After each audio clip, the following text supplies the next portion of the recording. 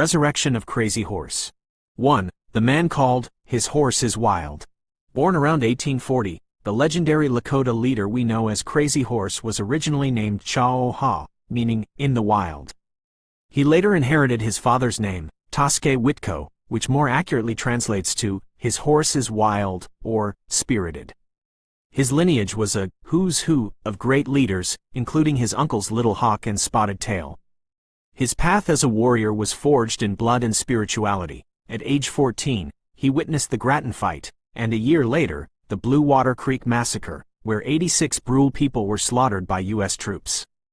These traumas, combined with sacred vision quests, transformed him into a shirt wearer, a supreme war leader of his people. 2. The Triumvirate of Sioux legend. Alongside Sitting Bull and Red Cloud, Crazy Horse formed what can be called the Triumvirate of Sioux legend.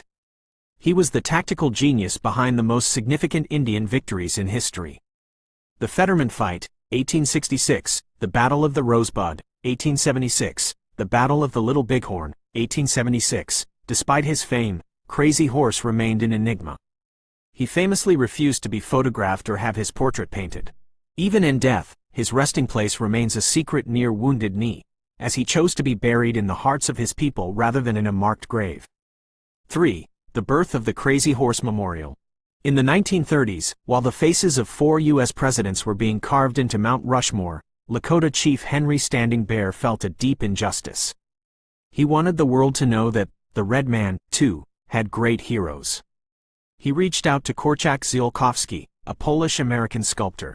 In 1948, the first blast was detonated on Thunderhead Mountain, just 20 kilometers from Rushmore. This would become the Crazy Horse Memorial, a project so massive that it is designed to be the largest mountain carving on Earth. 4. A legacy in stone and spirit. Ziolkowski dedicated 34 years of his life to the project, enduring racial slurs and poverty while steadfastly refusing federal funding to maintain the monument's independence. After his death in 1982, his wife Ruth and 7 of their 10 children continued the mission. Under Ruth's leadership, the focus shifted to completing the face of Crazy Horse first. Unveiled in 1998, the face alone stands 27 meters tall, nearly 1.5 times the size of the presidential heads on Mount Rushmore. The final monument is projected to be 195 meters long and 172 meters high. 5. More than just a statue. Today, the site is much more than a carving. It has evolved into a cultural hub, featuring the Indian Museum of North America, the Indian University of North America, established in 2009. Over 1 million visitors annually who support the project through private donations. Conclusion. Though the carving has been underway for over 75 years and may take several more decades to finish, the slow, thunderous resurrection of Crazy Horse continues. It stands as a defiant reminder of a leader who possessed valor and wisdom, and a culture that refuses to be forgotten.